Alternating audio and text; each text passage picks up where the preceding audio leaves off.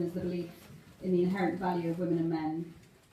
I think it tells us that women's choices, women's aspirations, the role that women hold in the world is for her alone to define and shouldn't be encumbered by presumptions about her made but solely on the basis of her sex. And I think that goes the same for men as well. I think also the term for me personally pays tribute to the struggles that have come before us, the great achievements of the feminist movement, both in an academic sense and in terms of kind of real life experiences and struggles.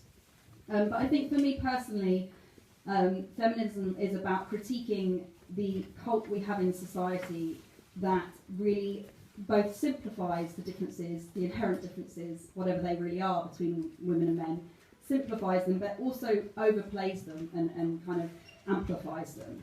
And that's for a range of reasons. I think particularly consumer capitalism thrives off the differences between men and women and kind of enhancing those differences. It creates divergence in markets.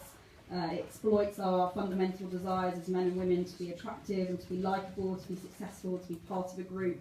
By drawing out differences between men and women in those respects, we create different markets.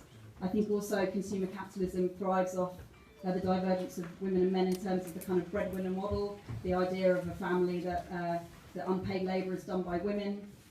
And I think that is sometimes explicitly advanced by people, and sometimes it's done on a more kind of unconscious level. But I believe personally that the differences between women and men are no more different than the divergences we see within women as a group or within men as a group. I think they are just as diverse as women and men as separate groups. And I think the obsession with the differences between women and men is, for me, the root of the problem that needs tackling with feminism critique and feminist action.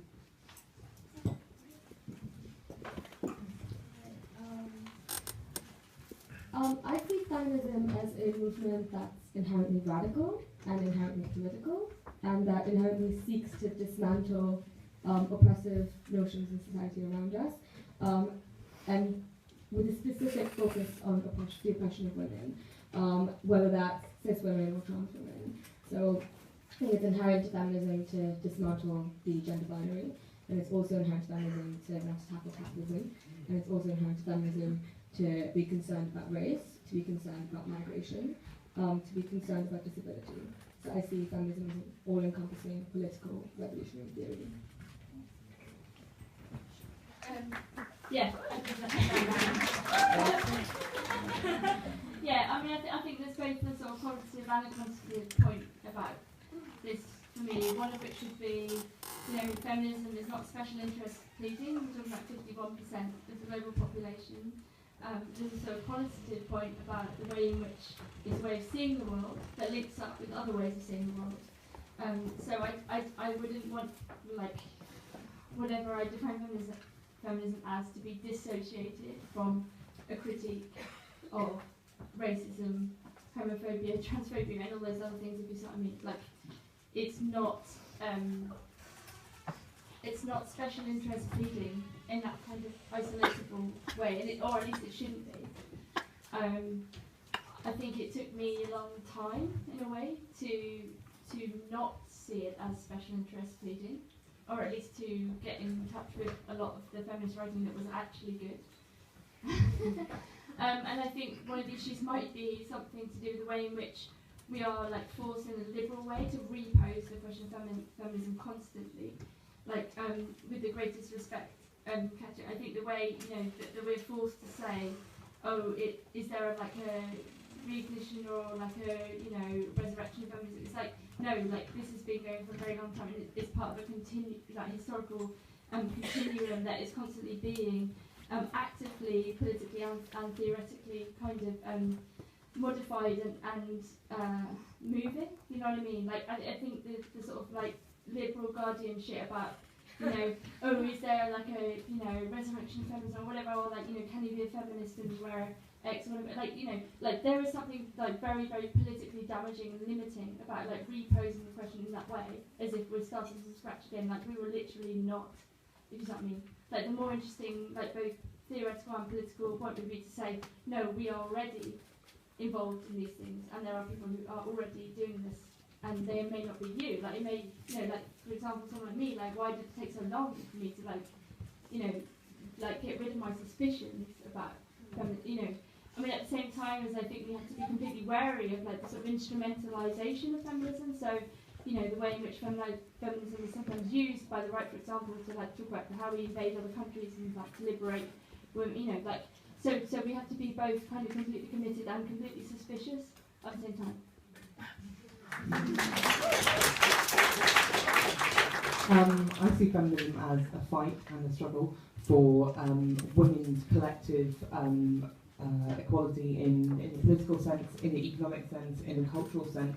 And I think most importantly, it is a collective fight. It's for women, no matter what their class, their race, how they define in terms of disability, in terms of sexuality. It's about looking at collective equality. It's not about critiquing yourself and your personal life choices, saying it's a fact that I'm a bus feminist, it's a fact that I wear this feminist. I think that's very insular, and that feeds into kind of consumer capitalism quite a lot. It's about women's collective place in society, in the economy, in the workplace, and in global politics as a whole. So that's what I've got to say. Thanks. I'm just going to introduce Rania Khan, who's a teacher and activist in Tower Hamlets, and invite her to also answer the question. Okay. What was the question? What is feminism? Apologies for, first of all, being late. I had to feed my son, who's 6 months, he's at the back. So the kind lady was looking after him. Thank you very much. If you do a scream, just pat him or something. It should be fine. He's been fed. So first of all, apologies. To me, feminism is about justice and equality, as most of you guys have probably stated. However, I'll give you a personal account of what I think feminism is and how I got to realise that I was feminist. So when I was about 5 years old, I came to this country from Libya, and my mother's a nurse. She was in the army in Bangladesh as well, so you can understand the background. And there was this young chap at school who used to live in Finchley Road in a hostel, and used to go to a school called Holy Trinity. There was a young boy who used to pick on the girls all the time. All the time, he used to pick on them, he used to hit them, he used to slap them, and the girls would, timidly just not do anything. One day, I was fuming. I got so angry, I hit him back and I kicked him where it hurts.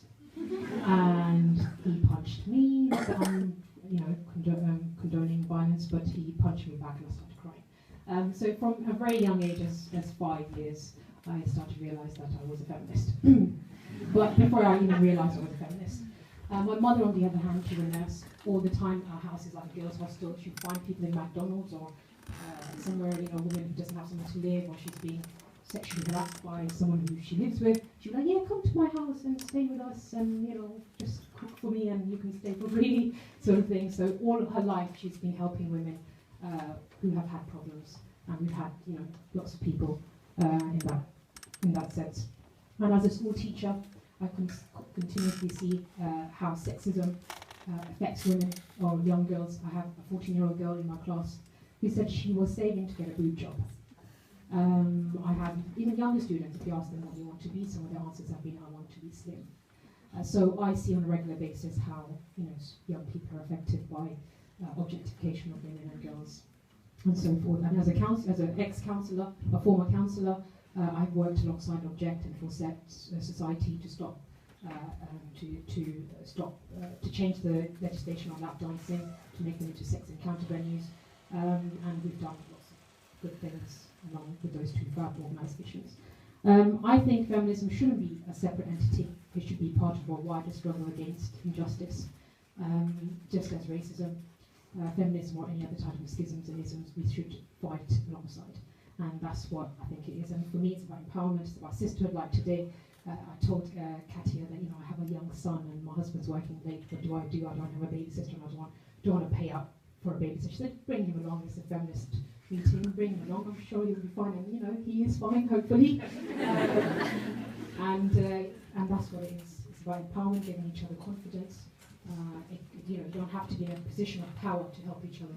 I met a woman in a dermatological store who was, she was fabulous, but sorry, I can talk for the world, but I'll stop.